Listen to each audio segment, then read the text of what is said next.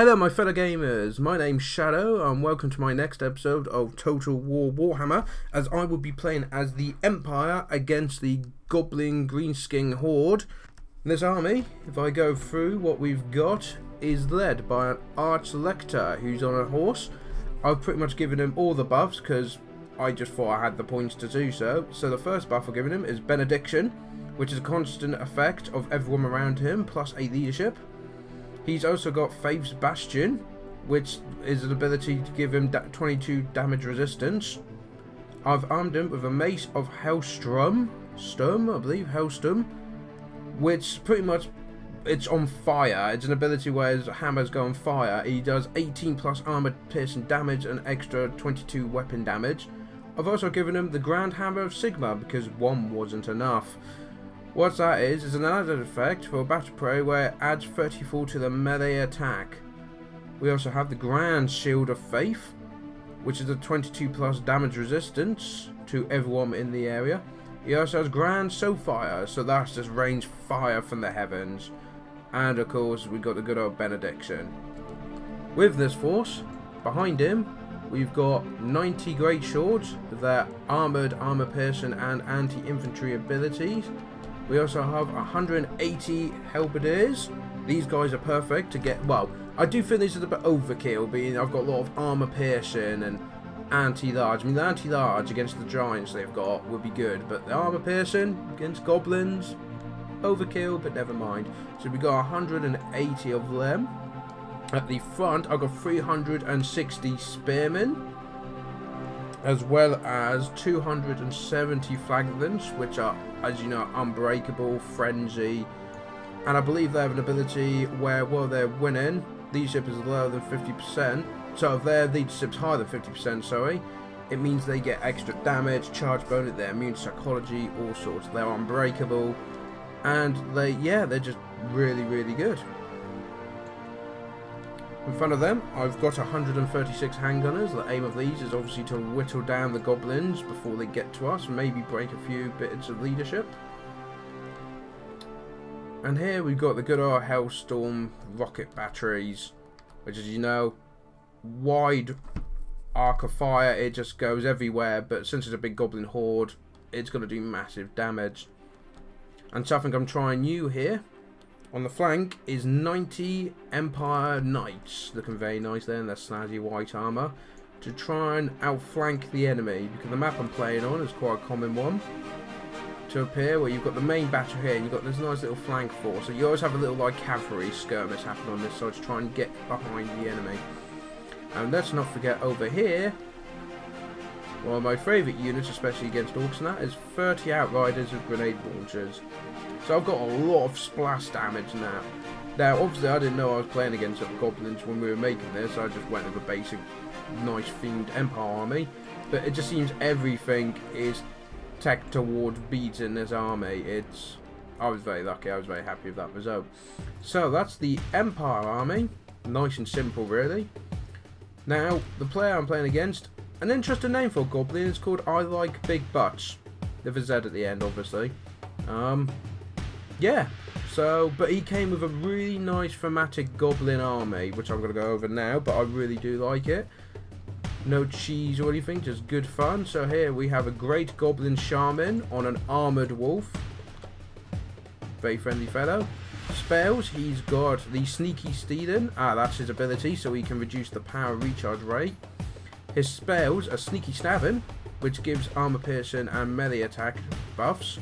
He's got the Vindictive Glare, which I believe is the line attack, the magic missiles. The Itchy Nuisance, which lowers my weapon damage and melee attack. And of course the good old Curse of the Bad Moon, which is just an evil version of Pac-Man on the battlefield. And you see what I mean if you've not seen it before. And he's also got Stand Your Ground to buff the leadership and their melee defense, which is a very good idea for goblins, very good to try and keep them on. The sneaky guys here, actually a regiment of renown, I believe they call them. They're night goblins, so they're shielded, special ranged attack. Oh, of course, yeah, that's probably the fanatics, and they have poisoned attacks as well, and they have stalk, meaning they can hide in any terrain, including the open field. So I'm surprised he didn't deploy them more on the flank in there, but never mind. So, because he's got Vanguard deployment as well. So, for a huge deal, these Goblins are unbreakable. To have that in a Goblin army is huge, because Goblins, one of their weaknesses is low leadership. So, have an unbreakable unit at the front is huge. Also, they're the Loons of the 8 Peaks. I assume that's the actual name of the regiment.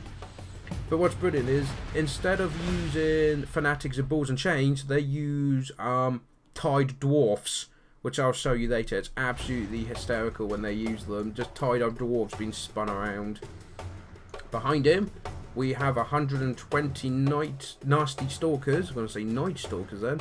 Now, these seem to be just ninjas, goblin ninjas, because they've got armor piercing, vanguard deployment, stalk. They're poor leadership, but if they can sneak in and get flank hit, very, very dangerous. They have opportunist murderer, which is, while they're winning melee combat, they get armor piercing, extra armor piercing, and melee attack, and they even have smoke bombs, so they can get away. Either, slow down charge speeds and such, so they can get away if needed.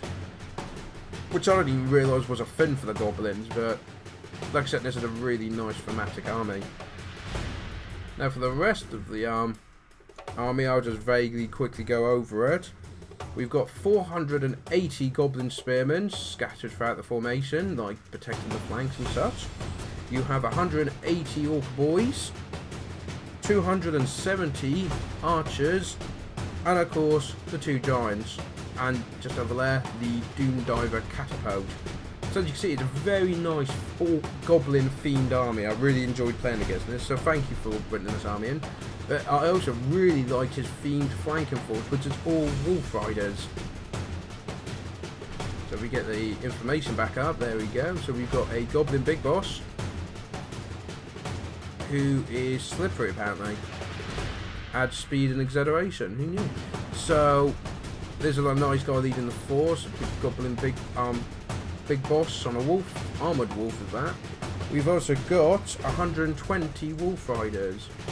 But, there they go, 60 of them are, not that unit, there we go, they've got them mixed together, sorry about that. The Moon Howlers, now what's different about these is they cause terror, fear.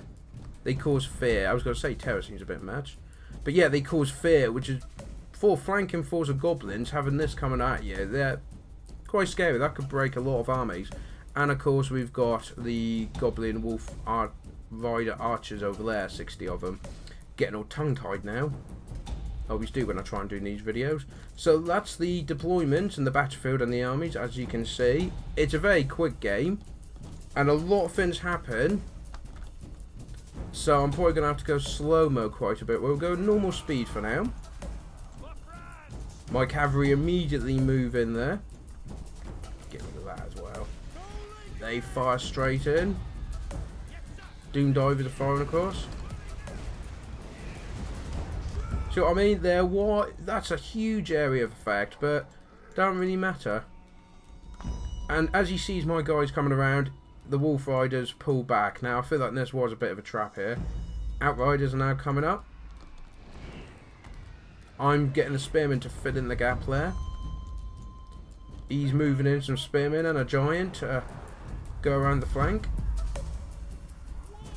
Outriders are doing their thing. I do feel sorry for these goblins, but it is a very nice themed army. I did enjoy this.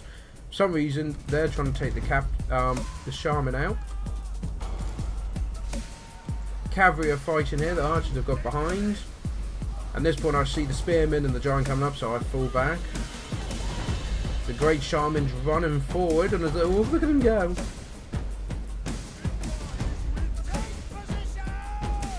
I see the Spearmen try and move, but there is the Curse of the Bad Moon. As you can see, a very, very angry Pac-Man. I'm going to still find my Knights are running around. He's trying to take out my artillery. Fortunately for him, the Curse here was a good spot because it could go anywhere. It decided to just go forwards. So it's actually not doing anything as it disappears into the snow. Arch Lecture is trying to be threatening. We're shooting at the Giants. The Grenadiers, the Outriders, sorry, the grenade launchers are firing in. And I believe at this point I charge them into the artillery. Try and just take that artillery out. Already got a unit breaking. I send some spearmen in to protect this flank because I should have reacted to this a lot quicker.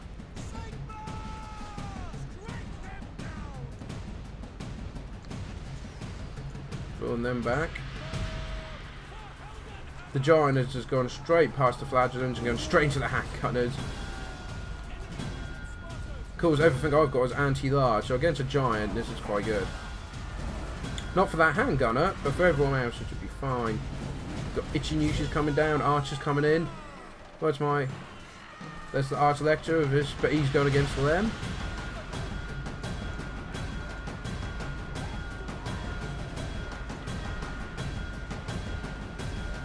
In come the orcs as well.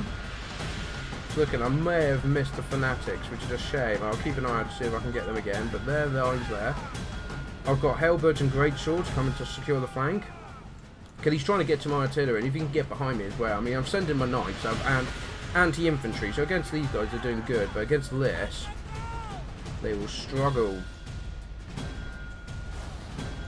There goes Itchy Nuisance again to try and blow my fighting abilities, but I mean, most of these are fanatics who just don't care. So they might be bigger, but look how many men I've got on each orc. It's not looking good. I'm still, anyone that's breaking off, I'm throwing grenades at. These guys are coming in behind. Now, you've got the orcs now, but these night goblins are not breaking at all. It is really impressive. Oh yeah. As you can see, it's all down to these main two combats here. The giants are already fallen on this side. Have a look how we're doing. Only about a minute left of the game. The knights are finally trying to pull back. I'm getting the Hellstorm to fire into this group. Well, the spearmen are actually starting to shake it. That's probably because I'm shooting my own guys. And the handgunners are trying to shoot the giant out. Hellbirds are trying to hold the line. There's the great swords. Don't know what they're doing there. They must have misclicked over there. But these hellbirds going for there, and this was a mistake. He must have skirmish mode off because I actually got to charge these in the rear.